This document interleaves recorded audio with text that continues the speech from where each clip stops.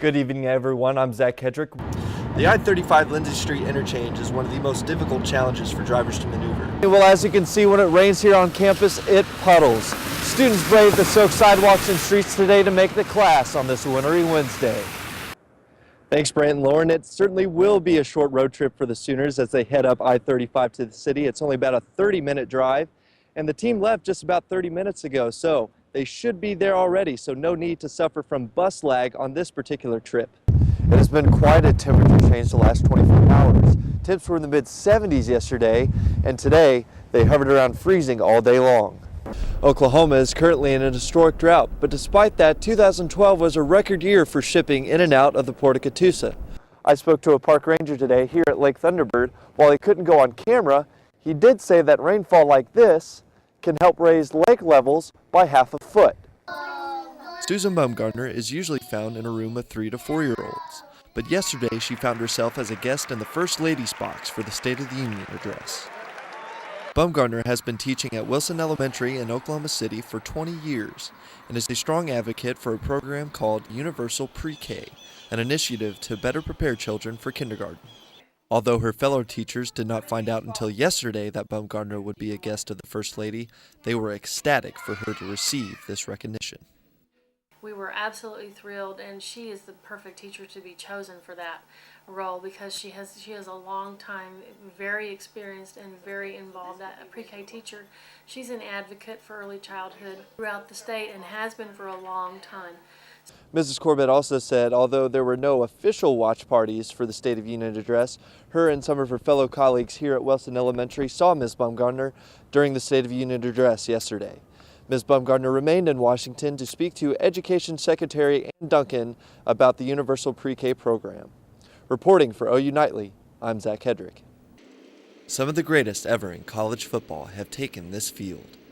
OU football has called Owen Field home since 1923, but without its hardworking grounds crew, it would be just another football field. Long before the crew paints the field for game day, the prep work begins in May and June, and continues all through the summer so the field is ready for the punishment it receives during the fall. Staff's very dedicated in the fact that we're outside when it's 110, but we're also outside when it's minus 20. On a typical game week, the crew will begin painting the field on Tuesday, painting the numbers, yard lines, and hashes, adding a second coat on Thursday.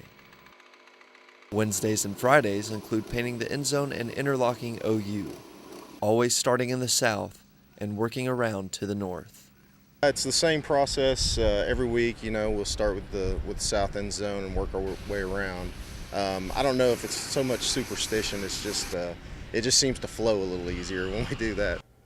The crew estimates that each paint day lasts 5 to 6 hours, but through all the hard work and long hours, the team enjoys working on this famed field and seeing the final result of their efforts. This is God's grass. It's cool to know that you had a part in doing that. I mean, I think the best part's about Friday at 3 o'clock because all the work's done. It hadn't been played on yet, so it's like untouched, just perfect.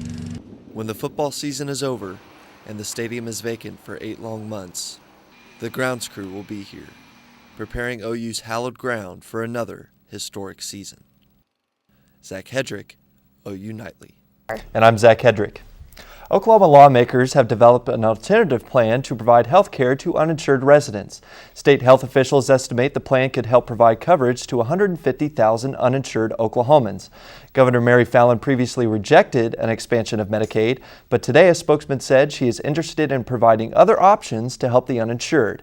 Thanks, Olivia. The Cleveland County jail population reached an all-time high yesterday, and because of the high capacity, authorities say they are increasing their staff size. Cleveland County Undersheriff Rhett Burnett said they are hiring up to a dozen new employees to improve jail operations.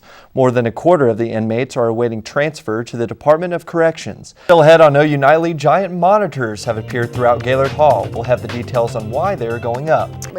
Gaylord College prides itself with the latest and greatest technology. Students may have noticed some rather large additions to the second wing of Gaylord Hall. Kelsey and I spoke to Associate Dean John Hockett about the new monitors appearing in the building. The new TV monitors are the second phase of the original Gaylord building plan. The monitors were purchased last year using money from the Building Fund, which is a separate fund from the student technology fees that are added into tuition. The dean also said the new electronic signage is part of a plan to push information to students in a visual and dynamic way.